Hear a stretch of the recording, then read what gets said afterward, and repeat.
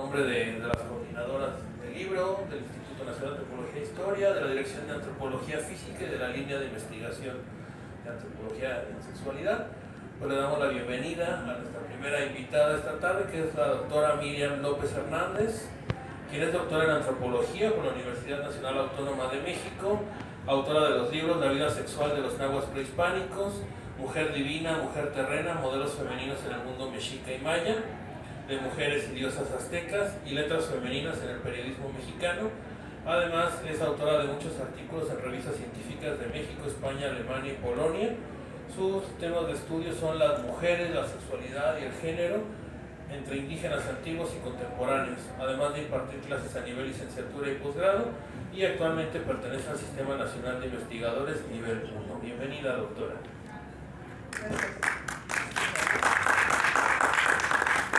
Gracias por la invitación a las coordinadoras y también por la invitación también para participar en este texto. Cuerpo, géneros y sexualidades, coordinado por Edith Yesenia Peña Sánchez y Lilia Hernández Albarrán, integra temáticas que parten desde el pasado para llegar a temáticas tan actuales como las nuevas tecnologías, de tal manera que el lector podrá leer varios textos de arqueología de género, además de discusiones contemporáneas respecto de los géneros, la importancia de las nuevas tecnologías como el Internet, pasando por el papel de las iglesias católicas y cristianas ante el tema. Desde la teoría de la construcción social, la sexualidad puede ser analizada como fruto de relaciones culturales e históricas que un grupo humano concreto desarrolla en un tiempo y lugar determinados y no como un producto inmutable, transhistórico, transcultural, enraizado en la biología, de manera que la investigación de la sexualidad deberá hacerse dentro de las particularidades culturales del grupo de estudio, y así se priorizará en el estudio de la sexualidad lo concreto, lo singular y lo preciso temporal. Por tanto, el paso más importante que se da en esta evolución teórica es el salto de la biología a la cultura, asimismo el cambio de visión universal de la sexualidad a la mirada particularizada de esta. Consecuentemente, el construccionismo social abandona el esencialismo y el universalismo biológico, así como las variantes de relativismo cultural, para analizar la sexualidad desde la interpretación socioantropológica. Los actos sexuales, por idénticos o parecidos que sean, tampoco tienen significación universal. De esta manera, el sexo se encuentra bajo la dependencia histórica de la sexualidad. Defino a la sexualidad como el conjunto de actitudes, prácticas, hábitos, interpretaciones, formas sociales, juegos de poder y discursos que cada sociedad en un tiempo y espacio determinados construye de manera colectiva en torno a la reproducción, los deseos y las relaciones eróticas, sin perder de vista que la cultura está anclada en la biología, pero sí tiene una carga simbólica propia de cada cultura y de cada momento histórico. A partir de esta interpretación de la arqueología y antropología de las sexualidades que se presentan estos 11 trabajos, cuya búsqueda es la construcción de una sociedad justa y equitativa, además de invitar a la reflexión de construir un mundo más fraterno. En la primera parte, dedicada a la arqueología de género, se exploran las prácticas culturales de connotación sexual en la época prehispánica mediante el estudio de las evidencias obtenidas a partir de restos óseos, códices, fuentes coloniales y trabajos etnográficos.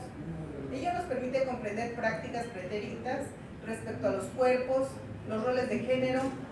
la vida erótico-afectiva, que nos dan luz al conocimiento de los contextos sociohistóricos y culturales que les siguieron. El primer trabajo es el de Héctor Hernández Álvarez, titulado La arqueología de género y la sexualidad, un acercamiento al pasado maya, en el cual propone un acercamiento al género y la sexualidad en dicha cultura desde una perspectiva arqueológica. Así, pretende mostrar brevemente la evolución que han tenido la arqueología de género y de la sexualidad con respecto al estudio de los mayas prehispánicos. En el siguiente capítulo a mi cargo abordé la sexualidad y el género entre los nahuas prehispánicos a partir del concepto de heteronormatividad como un eje evidente en su forma de relacionarse, en sus formas, comportamientos y asignaciones de roles. Lo anterior fue realizado con base en un estudio del Códice Mendoza y otras investigaciones. En tanto, la colaboración de Daniel Ruiz Cancino, titulada La sexualidad en el occidente prehispánico, da cuenta del escaso conocimiento que se tiene sobre la sexualidad de las culturas prehispánicas del occidente mexicano, que comprende las culturas desarrolladas en el territorio de los actuales estados de Michoacán, Colima, Jalisco, Nayarit y centro-sur de Sinaloa. En el texto estudia las figurillas en arcilla en las que se han manifestado elementos de su diversidad cultural como ornamentos, peinados, vestuario, joyas, decoración corporal que proporcionan un corpus de información respecto a la sexualidad. El siguiente capítulo es de la autoría de José Gamboa, Orlando Cázares y Lucía Quiñones, que lleva por título Los enemas entre los mayas prehispánicos, clismafilia o práctica sexual ritualizada. En este analizan información histórica que contrastan con representaciones pictóricas con expresiones sexuales de la cultura maya. A través de su análisis exploran la hipótesis de que los enemas no eran practicados únicamente como parte de momentos rituales o terapéuticos, sino que también pudo haber acompañado actividades eróticas entre los mayas. Finaliza esta primera parte con el texto Dimorfismo sexual y parámetros biomecánicos en grupos mayas prehispánicos de la península de Yucatán, de José Manuel Arias. El autor estudia fémures de personas mayas en distintas épocas y regiones del área de Yucatán con el fin de explorar el dimorfismo sexual a partir de ciertas características específicas. El siguiente grupo de colaboraciones versan sobre las leyes en torno a la sexualidad y los discursos jurídicos y religiosos ante estas prácticas. Respecto al estudio de la perspectiva de la Iglesia frente al tema del género y la sexualidad,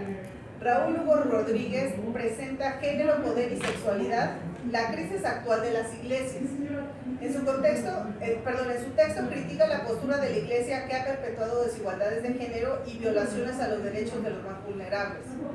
En tanto, José Vieira Arruda presenta un análisis desde la historia y la hermenéutica con su trabajo titulado Y sin embargo se mueven las Sagradas Escrituras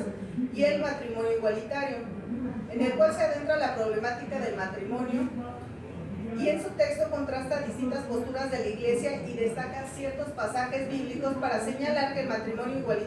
igualitario no se contrapone con lo que él observa en la Biblia. Para concluir con este segundo eje, Marcela Suárez y Carlos Durán presentan el capítulo Entre abolicionistas y reglamentaristas, la situación actual de la prostitución versus el trabajo sexual, en el cual realizan un recorrido histórico a través de los sistemas regulatorios para el ejercicio del trabajo sexual en México. Ellos consideran que las personas tienen derecho a ejercer su sexualidad y a tener un trabajo sexual, pero lo que hay que cuidar desde las leyes es que ello no derive en trata de personas y explotación sexual. La tercera y última parte del libro se concentra en investigaciones etnográficas. Abre el trabajo de Diana Gómez y Yesenia Peña titulado El papel de Internet en la configuración de las trayectorias de salud sexual, análisis cualitativo desde la infección por virus de papiloma humano. En su colaboración ofrecen información respecto a las fuentes de información que las mujeres con VPH consultan para su tratamiento, en este caso Internet, espacios de información digital y redes sociales y la manera en cómo interactúan las usuarias que contrajeron el VPH. El siguiente texto, titulado Entre la vulnerabilidad y la dominación, poder, padecer y privilegios masculinos, o el consumo de alcohol como ventana de análisis de las relaciones sociales, de Sergio Moreno, entrelaza conceptos que realizan un análisis profundo sobre las prácticas cotidianas, el consumo de alcohol, la dinámica familiar y el aprovechamiento del capital monetario.